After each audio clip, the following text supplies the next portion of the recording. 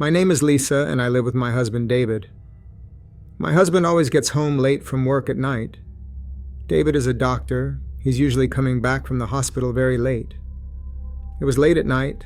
I was alone at home, and the news was playing on TV. These days, crimes at night have increased in the city. No one lives near our house. The neighbors have moved to another city, and their house is empty. I was feeling a little sleepy, but there was still some time left for David to get home, so I thought, why not make coffee? I went to the kitchen to make coffee. I looked through the kitchen window. It was windy outside, and no one was around in the entire area. I closed the window and came back into the living room. Suddenly, I heard the doorbell ring. I was feeling a little sleepy. I heard a voice that someone had arrived, but it couldn't be David because there was still some time before he would be home. I got a little scared and went towards the door. I looked through the peephole in the door.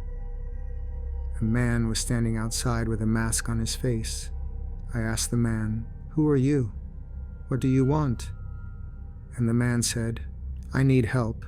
My car broke down. Can you please help me? It's cold outside. Can I come in?" I said, "I can't help you. I'm sorry. I'm alone. My husband is out. You should ask someone else for help." The man didn't say anything and just stood there. I went back to the living room. I was about to get there when the man again started knocking on the door. And this time, he was knocking loudly as if he was going to break the door. I got very scared, and after some time, the knocking stopped. Now it seemed that the man had left. After a while, I heard some noises from the kitchen. I went towards the kitchen, and there I saw that the same man was trying to open the kitchen window. I didn't know what to do. He also had a knife in his hands. I got very scared, ran from there, and locked myself in the bedroom. Suddenly, I heard a loud noise as if something had been dropped. I thought that the knife must have fallen from the man's hands, and I heard the sound of his footsteps. It seemed that he was looking for me. I was very scared. I started thinking that if the man found me, what would he do? After a while, the noise stops completely, and I figure the guy has moved to the living room. I'm debating whether to step out of the bedroom when I catch some sounds from the living room, like the guy is chatting with someone. Yeah, I think it's not just one guy. There's another with him. They're talking to each other when, out of the blue, the lights go out. Now I'm seriously on edge because these two are in my house and I'm all by myself, holed up in my bedroom. What am I going to do now? How can I get out or call for help? All these thoughts are racing through my mind when someone starts heading to my bedroom with a flashlight. My nerves are shot. I can hear every single step. I think these might be the same creeps they were talking about on the news. That just ramps up my fear. All of a sudden, someone flings open my bedroom door and I duck out of sight. I squeeze my eyes shut and the flashlight clatters to the floor. The guy picks it up and comes toward me, and the moment he lays a hand on my shoulder, I let out a piercing scream. Just then, the lights come back on, and I see it's David. He's like, "What's going on?" So I spilled it all, that some dude was pounding on the door. I didn't let him in, so he tried to break in through the kitchen window. And he had a knife, David. Hearing all this, David laughs and says the guy's car broke down and he was just looking for some help, but I got spooked. We're the only ones around here, so he came to us. "Get up," he says. "The guy's outside. I talked to him. He didn't come in. I just got back from the hospital, went to grab a bite in the kitchen, and then the power went out." I asked David if he saw the guy's car. "Didn't see a thing," he says. "It was just him." So I'm like, "Where's the guy now? Let's check." The moment David and I step outside, there's no sign of the guy. He has vanished. I'm left wondering, who asks for help from a lone lady in the middle of the night? I don't know if it's a thief or what, and I just don't know. Hi, I'm Tim. I live in a big city that's always loud and bright, but my apartment is usually very quiet. A huge storm was coming one night, and I was alone in my room with just a little light on. Suddenly, the lights in my room started flicking because of the storm. Then, there was a loud knock on my door. I felt scared as I walked to the door and looked through the small hole, but I could only see the heavy rain. Feeling nervous, I went back to my room. Then, all the lights went out and it was completely dark. My phone was the only thing that gave off light. When I looked at my phone, I saw the face of a man with empty eyes looking in through the window. I jumped back and the face disappeared into the dark night. Time seemed to go very slowly, and the knocking sound came back, even louder than before. I was too scared to move and could only watch as the doorknob started to turn by itself. I quickly called my neighbor, Mrs. Patterson, for help.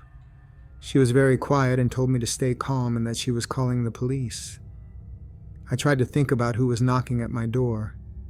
Scared, I quickly locked myself in the bathroom. After a while, I realized that my back door was open and someone had entered my house. I could hear the sound of footsteps getting closer. My heart was beating fast as I tried to stay as quiet as I could, hoping they wouldn't find me hiding there. I was hiding in the bathroom, trying to breathe quietly, listening for any sound over the noise of the storm. The footsteps got louder, like someone was looking for something or someone. I held my phone tightly, the only way I could talk to the outside world, and texted Mrs. Patterson, "Someone's inside." The minutes felt very long, each second filled with fear. Then everything was silent. The footsteps stopped. Were they gone? Or were they standing still listening for me? I didn't dare to move or breathe loudly. The storm outside kept making loud noises, hiding the sounds inside my own house. Suddenly, there was a loud crash in the apartment, followed by sounds like someone was throwing my things around. It seemed like the intruder was looking for valuable things, or worse, for me. I was shaking, not because it was cold, but because I was very scared. Being trapped in the bathroom felt like forever. The footsteps came closer, then went away, leaving me in a silence that felt scarier than the noise. I held my breath, listening for any movement. The storm outside seemed to be making fun of my situation. Its loud sounds were a scary background to my fear. Then, I heard a faint sound, maybe the back door closing, or just the wind. I hoped the police would come soon to end this scary situation and bring back the peace that the stormy night had taken away. Then, I heard a voice, quiet because of the storm. "Police! Is anyone here?" I felt relieved and full of energy. I unlocked the bathroom door and looked out. Flashlights were moving in the darkness, and I saw 2 police officers walking carefully through the living room. I came out, my legs feeling weak, and told the police everything that happened that night. They listened carefully, looking serious.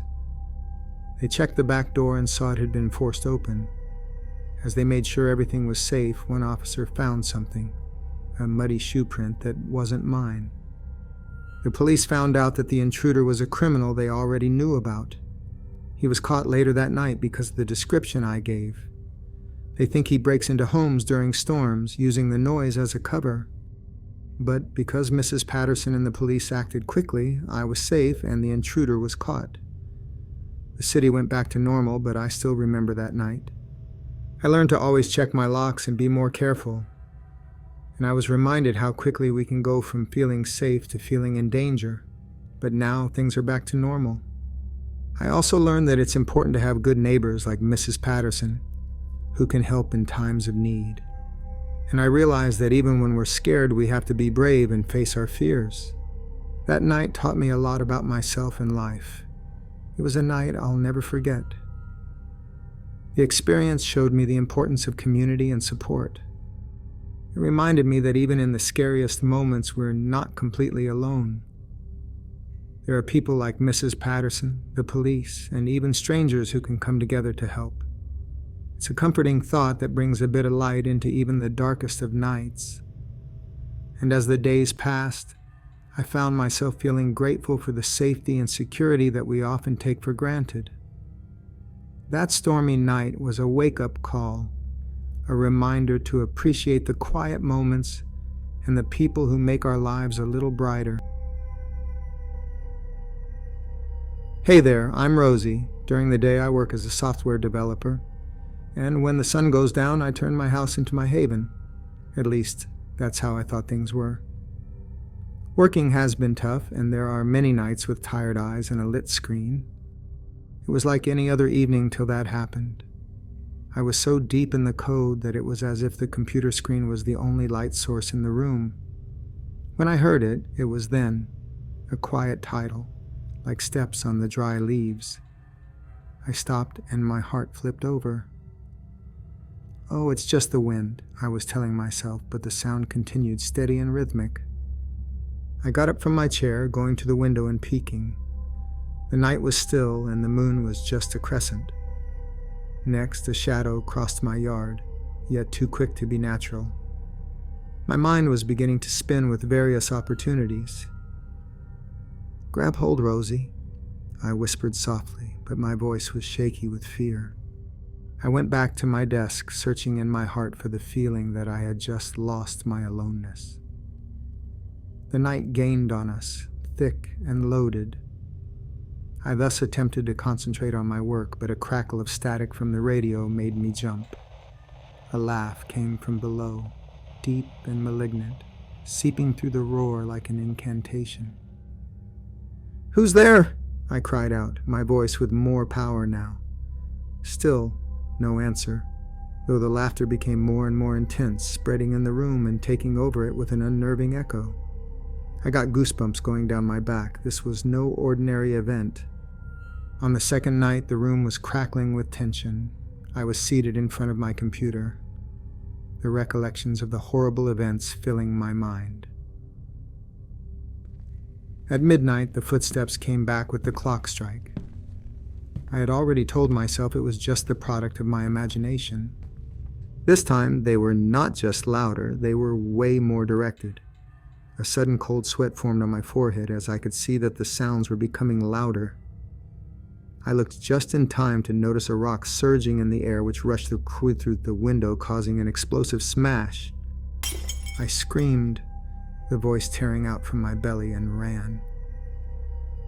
My feet were bounding on the floor like I was racing for the door, and I was gulping for air like I had just run a sprint. I slipped while in the rush, terror driving me forth. I had to leave. I had to get out to get away from the insanity which had pervaded my retreat. Being on my own outside with the chillness of the night beating me left me with this feeling of loneliness. I suddenly felt enveloped by terror as my head started spinning with doubt. What am I supposed to do now? I wondered. I'm scared. I impulsively wanted to reach out to my dear ones, asking them to talk me into and offer me comfort words. However, my cell phone was only sporadically connected with a weak signal, and my nerves were tight as a frayed string. Who is he? What he wants? I wondered, giving a quick glance in the corners of my room, half suspecting that the mad eyes were glaring back at me. I felt caged because I was incarcerated even in a place where I could usually feel free. The laughter filled the air till it got to my eardrum, and I knew I was not alone. The minutes ticked with painstakingly slow, each one becoming longer than the one before. I had at every noise and shadow that moved. I was in a trance, my fear tangled with the looming threat that had become so real to me. From being the norm of peace and tranquility during the night, it now became a battlefield, and I was still very unaware of the consequences. The dark seemed to close on me, and I could literally touch it. I put my arms around myself, attempting in vain to drive away that coldness that had nothing to do with the environment. My thoughts were a muddle, a knot of fears and uncertainties. The night silence was intolerant, hanging heavy on me with the hope of another laugh, another smashed glass. Lastly, I got the courage to dial 911. "Please, send help," I choked on the telephone. "Somebody's trying to break into my house."